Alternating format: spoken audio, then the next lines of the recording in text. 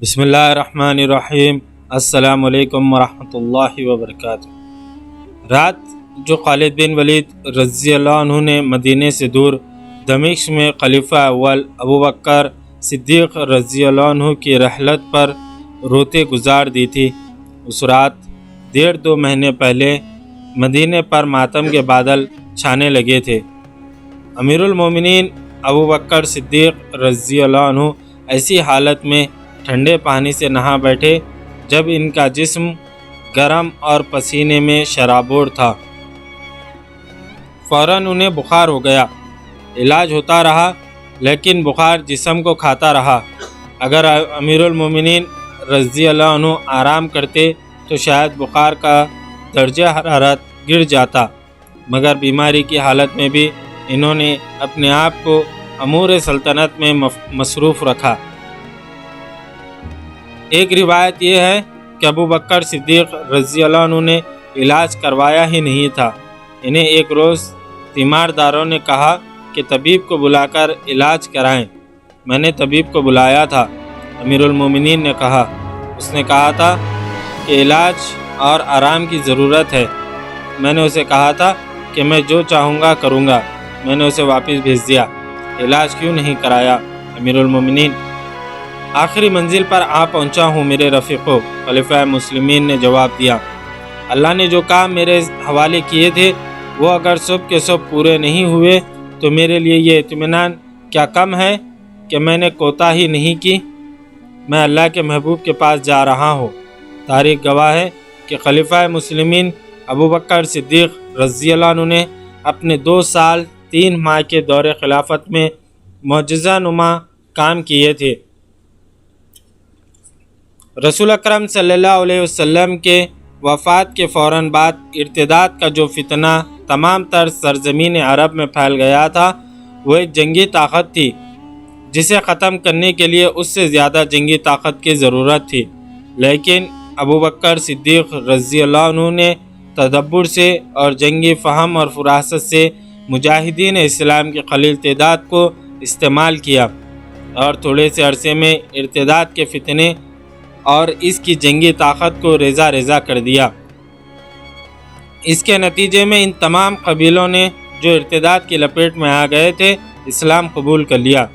ابو بکر صدیق رضی اللہ عنہ نے آنے والے مسلمان حکمرانوں، امراء اور وزراء کے لیے ایک سبق ورثے میں چھوڑ کے ان میں بلوز جذبہ ہو، اقتدار کی ہوس اور کوئی ذاتی مفاد نہ ہو تو پوری قوم مجاہدین کا لشکر بن جاتی ہے، اور قوم کی تعداد کتنی ہی کم کیوں نہ ہو وہ کفر کی چٹانوں کے دل چاک کر دیا کرتی ہے۔ یہ سربراہ سلطنت پر منحصر ہے کہ وہ قوم فتح کامرانی کی رفعتوں تک جاتی ہے یا ذلت و رسوائی کی اندھیری کھائیوں میں۔ ارتداد کے علاوہ بھی کہیں بغاوت اور کہیں شورش تھی۔ خلیفہ ابو بکر صدیق رضی اللہ عنہ نے ہر سو امن و امان قائم کر دیا۔ فتنہ و فساد نہ رہا، بغاوت اور شورش نہ رہی، تو ابو بکر صدیق رضی اللہ عنہ نے انتہائی جرأت مندانہ فیصلہ کیا۔ انہوں نے مسلمانوں کو فارس جیسی شہنشاہی کے خلاف اور پھر اس جیسی دوسری بڑی جنگی طاقت کے خلاف بھیج دیا۔ مجاہدین نے کسریٰ کی طاقت کو کچل کر اس کے بے شمار علاقے کو اسلامی سلطنت میں شامل کر لیا، پھر قیصر روم کی فوج پر دہشت بن کر چھا گئے اور اس کے کئی علاقے اسلامی سلطنت میں آ گئے۔ کسریٰ بھی اور قیصر بھی اپنے آپ کو ناقابل تسخیر سمجھتے تھے۔ مسلمانوں نے خلیفہ اول کے احکام کی پیروی کرتے ہوئے ان دونوں دشمنان اسلام کا گھمنڈ توڑ دیا اور اسلامی فوج کو ایک طاقت بنا دیا۔ انہی جنگوں میں مجاہدین کو فوج کی صورت میں منظم کیا گیا تھا۔ ابو بکر صدیق رضی اللہ عنہ کی سب سے بڑی کامیابی یہ تھی کہ اسلام ایک مذہب کی صورت میں ہی عرب سے عراق اور شام میں نہ پھیلا، بلکہ اس سے اسلامی تمدن اور اسلامی تہذیب بھی پھیلی۔ بلکہ یوں کہنا درست ہوگا کہ ایک نئے کلچر نے جنم لیا جسے لوگوں نے اسلام کہا اور اسے اپنایا۔ اس سے پہلے تو لوگ فارس اور روم کے کلچر کو ہی تہذیب و تمدن سمجھتے تھے اور اسے فوراً قبول کر لیتے تھے۔ خلیفہ اول جیسے تھک سے گئے تھے اور پوری طرح سے مطمئن تھے کہ وہ خالق حقیقی کے حضور جا رہے ہیں اور سرخرو جا رہے ہیں۔ اس دور کی تحریروں سے اور مورخین کے تحقیقات سے پتہ چلتا ہے کہ ابوبکر صدیق رضی اللہ عنہ کو ایک مسئلہ پریشان کر رہا تھا۔ یہ تھا ان کی جانشینی کا مسئلہ۔ انہوں نے اپنے اہل خانہ سے اس مسئلے کا ذکر کیا تھا۔ میرے اللہ کے رسول صلی اللہ علیہ وسلم کو موت نے اتنی مہلت نہیں دی تھی کہ کسی کو خود خلیفہ مقرر کرتے۔ ابوبکر صدیق رضی اللہ عنہ نے کہا، اور سقیفہ بنی سعد میں مجاہرین اور انصار کے درمیان اختلاف پر فتنہ و فساد پیدا ہو گیا تھا۔ یہ تو اللہ کو منظور نہ تھا کہ اس کے رسول صلی اللہ علیہ وسلم کی امت، جس کی تعداد ابھی بہت تھوڑی ہے، آپس میں لڑ کر ختم ہو جائے۔ اللہ نے امت کا اتحاد میرے ہاتھ پر قائم رکھا۔ خدا کی قسم، میں رسول صلی اللہ علیہ وسلم کی امت کو اس فساد میں نہیں ڈال کر مروں گا کہ میرے بعد خلیفہ کون ہو۔ میں خود خلیفہ مقرر کر کے جان اللہ کے حوالے کروں گا۔ عظیم تھے خلیفہ اول کہ انہوں نے یہ بات سوچ لی تھی۔ اس دور کے تھوڑے عرصے بعد کے واقع نگار اور مبصر لکھتے ہیں کہ خلیفہ اول نے سوچ لیا تھا کہ قبیلوں یا طبقوں یا افراد میں جب اقتدار کی ہوس پیدا ہو جاتی ہے تو قوم کا اتحاد پھٹے ہوئے دامن کی مانند ہو جاتا ہے۔ فوجوں کی پیش قدمی پسپائی میں بدل جاتی ہے، پیچھے ہٹتا ہوا دشمن آگے بڑھنے لگتا ہے، پھر فوج بھی اقتدار کی جنگ کا ہتھیار بن جاتی ہے اور سالار سلطانی کے خواب دیکھنے لگتے ہیں۔ مسلمانوں کا وہ دور فتوحات سے مالا مال ہو رہا تھا، درخشاں روایت جنم لے رہی تھی اور یہی تاریخ اسلام کی بنیادیں بن گئی تھیں۔ ابوبکر صدیق رضی اللہ عنہ کی دوربین نگاہوں نے دیکھ لیا تھا کہ قیصر و کسریٰ جو پسپائی اور زوال کے عمل سے گزر رہے ہیں وہ نصف و نابود ہو جانے تک پہنچ گئے ہیں۔ وہ مسلمانوں کے نفاق سے فائدہ اٹھائیں گے اور عفریت بن کر مسلمانوں کو نگل جائیں گے۔ کیا عمر کو لوگ قبول کر لیں گے؟ ابوبکر صدیق رضی اللہ عنہ نے اپنے اہل خانہ سے کہا، شاید نہ کریں، عمر کا مزاج بہت سخت ہے، اپنے احباب سے مشورہ لے لیتا ہوں۔ ابوبکر صدیق رضی اللہ عنہ نے عبد الرحمن بن عوف کو بلایا اور تنہائی میں بٹھایا۔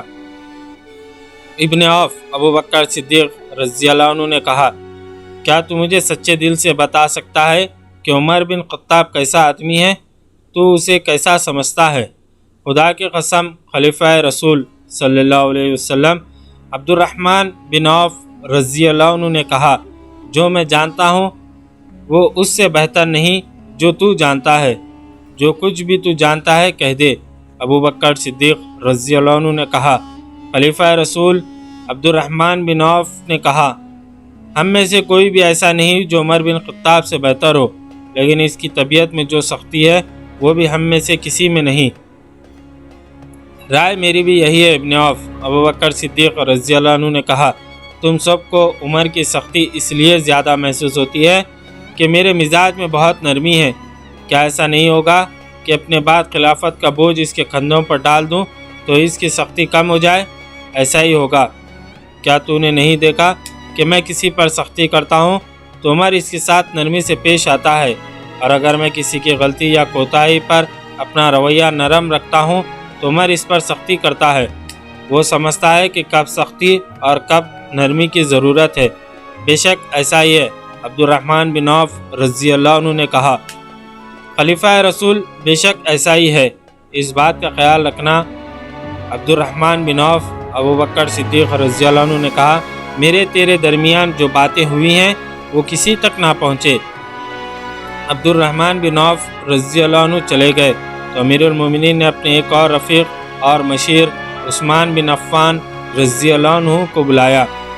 ابو عبداللہ، ابوبکر صدیق رضی اللہ عنہ نے عثمان بن عفان رضی اللہ عنہ سے کہا، تجھ پر اللہ کی رحمت ہو، کیا تو بتا سکتا ہے کہ عمر بن خطاب کیسا آدمی ہے؟ امیر المومنین عثمان بن عفان رضی اللہ عنہ نے جواب دیا، خدا کی قسم ابن خطاب کو تو مجھ سے زیادہ اچھی طرح جانتا ہے، پھر تو مجھ سے کیوں پوچھتا ہے؟ اس لیے کہ میں اپنی رائے رسول صلی اللہ علیہ وسلم کی امت پر نہیں ٹھونسنا چاہتا۔ ابو بکر صدیق رضی اللہ عنہ نے کہا، میں تیری رائے ضرور لوں گا۔ امیر المومنین عثمان بن عفان نے کہا، عمر کا باطن اس کے ظاہر سے اچھا ہے، اور جو علم و دانش اس کے پاس ہے وہ ہم میں سے کسی میں نہیں۔ ایک اور سوال کا جواب دے ابو عبداللہ۔ ابو بکر صدیق رضی اللہ عنہ نے کہا، اگر میں اپنے بعد خلافت عمر کے حوالے کر جاؤں تو تیرا کیا خیال ہے کہ وہ تم سب پر سختی کرے گا؟ ابن خطاب جو کچھ بھی کرے گا ہم اس کی اطاعت میں فرق نہیں آنے دیں گے۔ عثمان بن عفان رضی اللہ عنہ نے کہا، ابو عبداللہ اللہ تجھ پر رحم و کرم کرے۔ ابو بکر صدیق رضی اللہ عنہ نے کہا، میں نے جو تجھے کہا اور تو نے جو مجھے کہا یہ کسی اور کے کانوں تک نہ پہنچے۔ ابو بکر صدیق رضی اللہ عنہ نے کئی اور صحابہ سے عمر بن خطاب رضی اللہ عنہ کے متعلق رائے لی۔ ان میں مہاجرین بھی تھے اور انصار بھی۔ ابو بکر صدیق رضی اللہ عنہ نے ہر ایک سے کہا تھا کہ وہ کسی اور سے گفتگو کا ذکر تک نہ کریں، لیکن یہ معاملہ اتنا اہم تھا کہ انہوں نے ایک دوسرے کے ساتھ بات کی۔ یہ آئندہ خلافت کا معاملہ تھا اور صحابہ کرام کے لیے مسئلہ تھا کہ ابو بکر عمر رضی اللہ عنہ کو خلیفہ مقرر کر رہے تھے۔ عمر بن خطاب رضی اللہ عنہ سخت طبیعت کے مالک تھے، ان کے فیصلے بڑے سخت ہوتے اور وہ بڑی سختی سے ان پر عمل کراتے تھے۔ ان سب نے ایک وفد اس مقصد کے لیے بنایا کہ ابو بکر صدیق رضی اللہ عنہ کو قائل کرے کہ عمر بن خطاب رضی اللہ عنہ کو خلیفہ مقرر نہ کریں۔ جب یہ وفد خلیفہ اول کے پاس گیا تو وہ لیٹے ہوئے تھے، بخار نے انہیں اتنا کمزور کر دیا تھا کہ اپنے زور سے اٹھ بھی نہیں سکتے تھے۔ امیر المومنین وفد کے قائد نے کہا، خدا کی قسم عمر خلیفہ نہیں ہو سکتا، اگر تو نے اس کو خلیفہ مقرر کر دیا تو اللہ کی باس پرس کا تیرے پاس کوئی جواب نہ ہوگا۔ عمر تیری خلافت میں ہم سب پر رعب اور غصہ جھاڑتا ہے، وہ خود خلیفہ بن گیا تو اس کا رویہ ظالموں جیسا ہو جائے گا۔ ابو بکر صدیق رضی اللہ عنہ کو غصہ آ گیا، انہوں نے اٹھنے کی کوشش کی لیکن اٹھ نہ سکے۔ مجھے بٹھاؤ، انہوں نے غصیلی آواز میں کہا۔ انہیں سہارا دے کر بٹھا دیا گیا۔ کیا تم سب مجھے اللہ کی باس پرس سے اور اس کے غضب سے ڈرانے آئے ہو؟ ابو بکر صدیق رضی اللہ عنہ نے غصے اور نقاہت سے کانپتی آواز میں کہا، میں اللہ کے حضور جا کر کہوں گا کہ میرے رب، میں نے تیرے بندوں میں سے بہترین بندی کو خلافت کی ذمہ داری سونپی ہے، اور میں نے جو کہا وہ تمام لوگوں کو سنا دو۔ میں نے عمر بن خطاب کو خلیفہ مقرر کر دیا ہے۔ وہ جو سب ابو بکر صدیق رضی اللہ عنہ کو ان کے فیصلے کے خلاف قائل کرنے آئے تھے خاموش ہو گئے اور شرمسار بھی ہوئے کہ انہوں نے امیر المومنین کو بیماری کی حالت میں پریشان کیا ہے۔ وہ سب اٹھ کر چلے گئے۔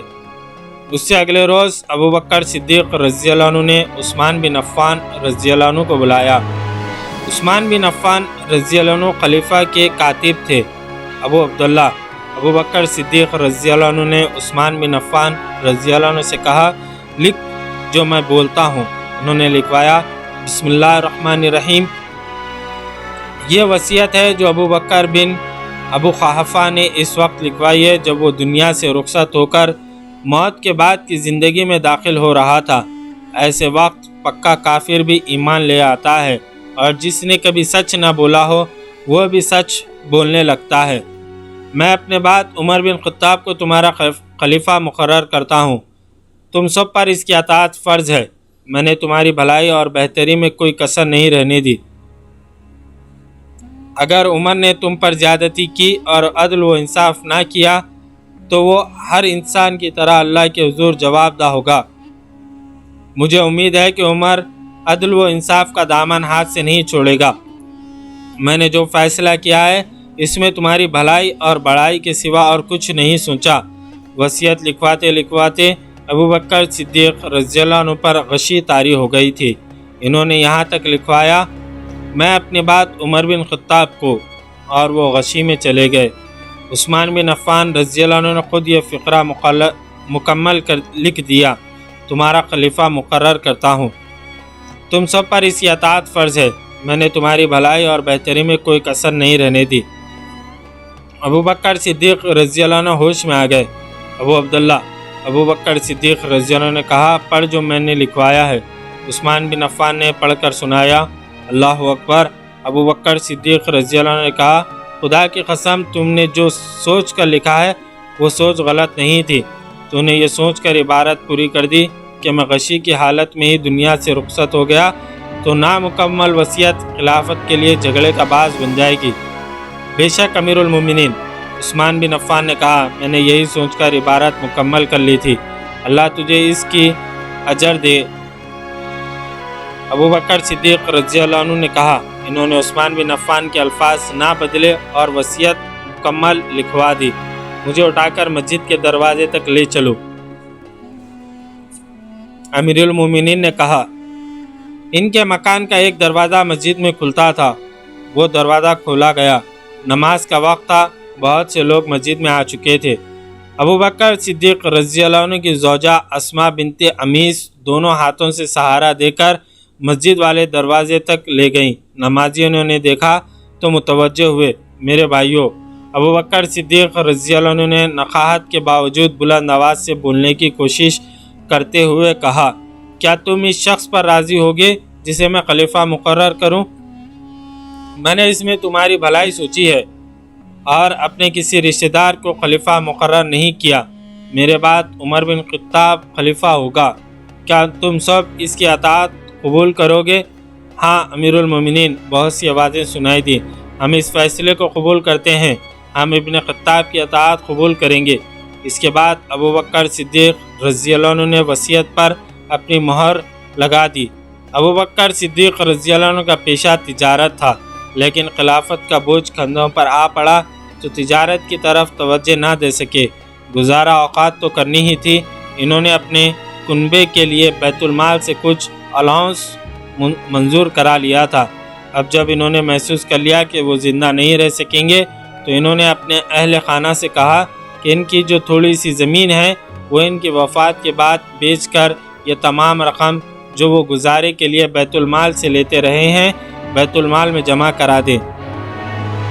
सब मेरे करीब आ जाओ। अबू बकर सिद्दीक़ रज़ियल्लाहु अन्हु ने आखिरी वक्त अहल खाना को बिठाकर कहा, मुझे सिर्फ 2 कपड़ों का कफन पहनाकर दफन करना। तुम देखते रहे हो कि मैं एक ही कपड़ा पहना करता था। इसके साथ एक कपड़ा और मिला लेना। इन कपड़ों को पहले धो लेना। हम 3 नए कपड़े ले सकते हैं।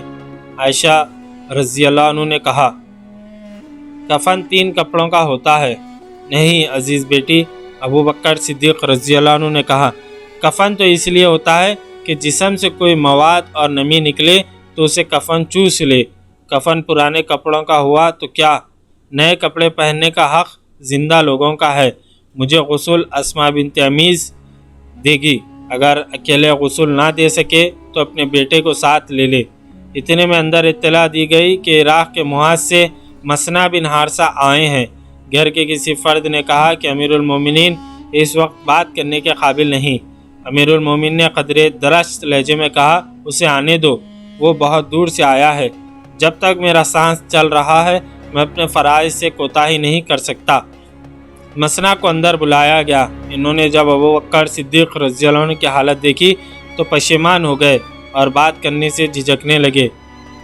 मुझे गुनाहगार ना कर इब्न हारसा, अबू बकर सिद्दीक़ रज़ियल्लाहु अन्हु ने कहा, हो सकता है तू मदद लेने आया हो। मैं अगर तेरे लिए कुछ ना कर सका तो अल्लाह की बास पुरुष पर क्या जवाब दूंगा। या अमीरुल मोमिनीन, मसना बिन हारसा ने कहा, महाज हमारे काबू में है, हालात हमारे हक़ में हैं, लेकिन तादाद की कमी परेशान करती है। मुसलमान अब इतने नहीं रहे कि इन्हें फ़ौज में शामिल करके मुहाज़ों पर भेजा जाए। जो जिहाद के काबिल थे वो पहले ही मुहाज़ों पर हैं। अमीरुल मोमिनीन के हुक्म से इन लोगों को मुजाहिदीन के सफ़ों में खड़ा नहीं किया जा सकता जो मुर्तिद हो गए थे। मैं ये दरख्वास्त लेकर आया हूँ कि इनमें बहुत से ऐसे हैं जो सच्चे दिल से इस्लाम कबूल कर चुके हैं और मुहाज़ों पर जाना चाहते हैं। क्या अमीरुल मोमिनीन इन्हें फ़ौज में शामिल होने की इजाज़त देंगे? इब्न ख़त्ताब को बुलाओ। अमीरुल मोमिनीन ने कहा। उमर बिन ख़त्ताब रज़ियल्लाहु अन्हु दूर नहीं थे, जल्दी आ गए। इब्न ख़त्ताब, अमीरुल मोमिनीन ने عمر بن خطاب رضی اللہ عنہ سے کہا، ابن حارثہ مدد مانگنے آیا ہے، یہ جو کہتا ہے ایسا ہی کرو اور اسے فوراً مدد دے کر محاذ پر روانہ کر، اور اگر میں اس دوران فوت ہو جاؤں تو اس کام میں رکاوٹ نہ ہو۔ عربوں میں رواج تھا کہ باتیں شاعرانہ الفاظ اور انداز سے کیا کرتے تھے۔ خلیفہ اول ابو بکر صدیق رضی اللہ عنہ کی نزاع کے وقت کی چند باتیں تاریخ میں محفوظ ہیں۔ ان کی بیٹی حضرت عائشہ صدیقہ رضی اللہ عنہ نے ان کے ساتھ لگی بیٹھی تھی۔ انہوں نے باپ کو نزاع کے عالم میں دیکھ کر اس وقت کے ایک شاعر حاتم کا ایک شعر پڑھنا شروع کیا۔ نزاع کا عالم طاری ہوتا ہے، سانس نہ آنے سے سینہ گھٹنے لگتا ہے، تو دولت انسان کی کوئی مدد نہیں کر سکتی۔ نہیں بیٹی، ابو بکر صدیق رضی اللہ عنہ نے نحیف آواز میں کہا، ہمیں دولت سے کیا کام؟ اس شعر کے بجائے تو نے قرآن کی یہ آیت کیوں نہ پڑھی؟ تجھ پر نزاع کا عالم طاری ہو گیا ہے، یہی ہے وہ وقت جس سے تو ڈرا کرتا تھا۔ ابو بکر صدیق رضی اللہ عنہ کی زبان سے یہ الفاظ نکلے تو انہیں آخری ہچکیاں آئی۔ انہوں نے سرگوشی میں یہ دعا کی، یا اللہ مجھے مسلمان کی حیثیت میں دنیا سے اٹھانا اور بعد از مرگ مجھے صالحین میں شامل کرنا۔ یہ خلیفہ اول ابو بکر صدیق رضی اللہ عنہ کے آخری الفاظ تھے۔ دن سوموار تھا، سورج غروب ہو چکا تھا۔ تاریخ 22 اگست 634 بمطابق 21 جمادی الاخر 13 ہجری تھی۔ اس رات دفن کر دینے کا فیصلہ ہوا۔ ابو بکر صدیق رضی اللہ عنہ کی وصیت کے مطابق ان کی زوجہ اسماء بنت عمیس نے غسل دیا۔ میت پر پانی ان کے بیٹے عبد الرحمن رضی اللہ عنہ ڈالتے جاتے اور عبد الرحمن رضی اللہ عنہ کی والدہ غسل دیتی جاتی۔ غسل کے بعد وہ چارپائی لائی گئی جس پر رسول اکرم صلی اللہ علیہ وسلم کا جسد مبارک قبر تک پہنچایا گیا تھا۔ اس چارپائی پر خلیفہ رسول صلی اللہ علیہ وسلم کا جنازہ اٹھا اور جنازہ مسجد نبوی میں رسول اکرم صلی اللہ علیہ وسلم کے مزار اور منبر کے درمیان رکھا گیا۔ نماز جنازہ کی امامت عمر بن خطاب رضی اللہ عنہ نے کی۔ مدینے کی وہ رات سوگوار تھی، گلیوں میں ہچکیاں اور سسکیاں سنائی دیتی تھیں۔ رات بھی رو رہی تھی۔ وہ عظیم ہستی اس دنیا سے اٹھ گئی تھی جس نے اسلامی سلطنت کی نہ صرف بنیادیں مضبوط بنائی تھی بلکہ ان پر مضبوط عمارت کھڑی کر دی تھی۔ ابو بکر صدیق رضی اللہ عنہ کو رسول اکرم صلی اللہ علیہ وسلم کے پہلو میں دفن کیا گیا۔ قبر اس طرح کھودی گئی کہ ابو بکر صدیق رضی اللہ عنہ کا سر رسول اکرم صلی اللہ علیہ وسلم کے کندھوں کے ساتھ تھا۔ اس طرح رسول اکرم صلی اللہ علیہ وسلم اور خلیفہ رسول صلی اللہ علیہ وسلم کی وہ رفاقت جو انہوں نے زندگی میں قائم رکھی تھی، وفات کے بعد بھی قائم رہی۔ ابو بکر صدیق رضی اللہ عنہ سب سے پہلے آدمی تھے جنہوں نے اسلام قبول کیا تھا۔ اب خلیفہ مسلمین عمر فاروق رضی اللہ عنہ تھے۔ انہوں نے اپنی خلافت کے پہلے روز ہی جو پہلا حکم نامہ جاری کیا وہ خالد بن ولید رضی اللہ عنہ کی معزولی کا تھا۔ انہوں نے تحریری حکم نامہ ابو عبیدہ بن جراح کے نام قاصد کے ہاتھ بھیج دیا۔ خالد بن ولید رضی اللہ عنہ اب سالار اعلیٰ نہیں بلکہ نائب بنا دیے گئے تھے۔ اس کا مطلب یہ تھا کہ اب وہ کسی مفتوح علاقے کے امیر نہیں بن سکتے تھے۔ مدینے میں عمر بن خطاب رضی اللہ عنہ نے اپنی خلافت کے دوسرے دن مسجد نبوی میں نماز کی امامت کی اور خلیفہ کی حیثیت سے پہلا خطبہ دیا۔ انہوں نے سب سے پہلے یہ بات کہی، قوم اس اونٹ کی مانند ہے جو اپنے مالک کے پیچھے پیچھے چلتا ہے، اسے جہاں بیٹھا دیا جاتا ہے وہ اسی جگہ بیٹھ جاتا ہے، اپنے مالک کا انتظار کرتا رہتا ہے۔ رب کعبہ کی قسم، میں تمہیں صراط مستقیم پر چلاؤں گا۔ انہوں نے خطبے میں اور بھی بہت کچھ کہا اور آخر میں کہا، میں نے خالد ابن ولید کو اس کے عہدے سے معزول کر دیا اور ابو عبیدہ بن جراح رضی اللہ عنہ اس فوج کے سالار اعلیٰ اور شام کے مفتوح علاقوں کے امیر ہیں۔ مسجد میں جتنے مسلمان موجود تھے ان کے چہروں کے رنگ بدل گئے۔ بعض کے چہروں پر حیرت اور بعض کے چہروں پر غصہ صاف دکھائی دے رہا تھا۔ وہ سب ایک دوسرے کی طرف دیکھنے لگے۔ خالد بن ولید رضی اللہ عنہ کی فتوحات تھوڑی اور معمولی نہیں تھی۔ ابو بکر صدیق رضی اللہ عنہ ان کی ہر فتح اور ہر کارنامہ مسجد میں بیان کرتے تھے اور یہ خبر تمام تر عرب میں پھیل جاتی۔ خالد بن ولید رضی اللہ عنہ کی زیادہ تر فتوحات معجزہ نما تھیں۔ اس طرح خالد بن ولید رضی اللہ عنہ سب کے لیے قابل احترام شخصیت بن گئے تھے۔ مگر عمر بن خطاب رضی اللہ عنہ نے خلیفہ بنتے ہی خالد بن ولید رضی اللہ عنہ کو معزول کر دیا۔ ہر کوئی عمر بن خطاب رضی اللہ عنہ سے پوچھنا چاہتا تھا کہ خالد بن ولید رضی اللہ عنہ نے کیا جرم کیا ہے جس کی اسے اتنی سخت سزا دی گئی ہے۔ ان میں کچھ ایسے بھی تھے جو پوچھے بغیر عمر بن خطاب رضی اللہ عنہ کے فیصلے کی مخالفت کرنا چاہتے تھے، لیکن کسی میں اتنی جرأت نہیں تھی کہ عمر بن خطاب رضی اللہ عنہ سے باز پرس کرتا۔ سب جانتے تھے کہ عمر بن خطاب رضی اللہ عنہ ابو بکر صدیق رضی اللہ عنہ جیسے نرم مزاج نہیں، اور ان کی طبیعت میں اتنی درستی ہے جو بعض اوقات برداشت سے باہر ہو جاتی ہے۔ عمر بن خطاب رضی اللہ عنہ کا دور اسلام کی پوری تاریخ کا سنہری دور ہے۔ یہ وہ زمانہ ہے جب مسلمان پوری طرح متحد تھے اور ان کی افواج روم اور ایران کے خلاف فتح پر فتح حاصل کیے جا رہی تھی۔ بلوچستان سے لے کر مصر تک علاقہ اس دور میں فتح ہوا۔ صحابہ کرام رضی اللہ عنہم نے ان علاقوں کے عام لوگوں کو قیصر و کسریٰ کی غلامی سے نکال کر انہیں مذہبی اور دنیاوی امور میں آزادی عطا کی اور ایک نیا نظام معاشرت میں ترتیب دیا۔ اس دور میں صحابہ کرام رضی اللہ عنہم کے درمیان کوئی قابل ذکر اختلافات نہیں ہوئے۔ اس وجہ سے اس دور سے متعلق تاریخی سوالات بھی بہت کم ہیں۔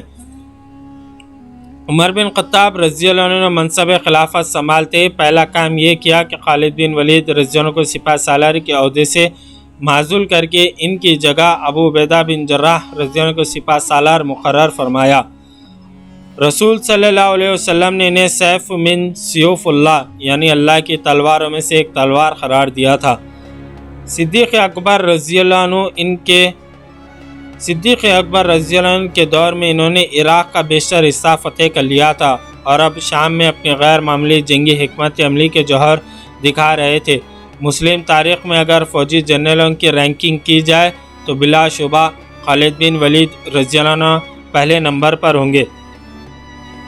تاریخ کے ایک طالب علم کے ذہن میں یہ سوال پیدا ہوتا ہے کہ عمر بن خطاب رضی اللہ عنہ نے انہیں معزول کیوں کیا جبکہ خالد بن ولید رضی اللہ عنہ کی کارکردگی غیر معمولی تھی۔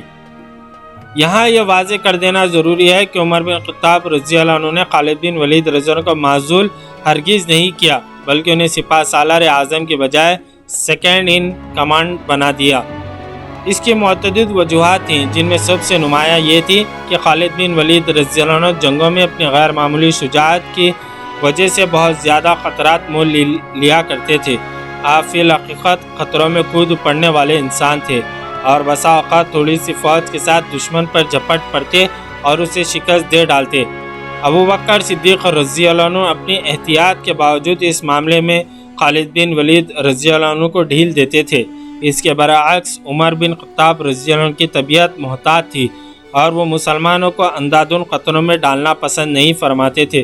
یہی وجہ ہے کہ عمر بن خطاب رضی اللہ عنہ نے خالد بن ولید رضی اللہ عنہ کو امین الامت ابو عبیدہ بن جراح رضی اللہ عنہ کے ماتحت کر دیا تاکہ وہ اپنی غیر معمولی انتظامی صلاحیتوں کے سبب خالد بن ولید رضی اللہ عنہ کی ضرورت سے زیادہ خطرات مول لینے سے روکیں اور ان کی جنگی صلاحیتوں کا بھرپور استعمال کریں۔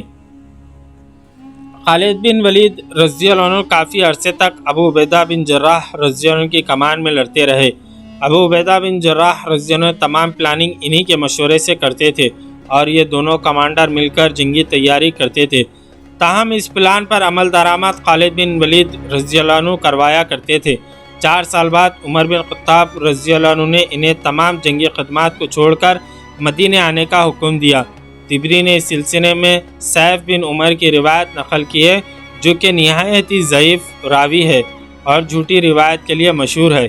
اس روایت سے یہ تاثر ملتا ہے کہ معاذ اللہ عمر بن خطاب رضی اللہ عنہ خالد بن ولید رضی اللہ عنہ سے متعلق دل میں کینہ رکھتے تھے۔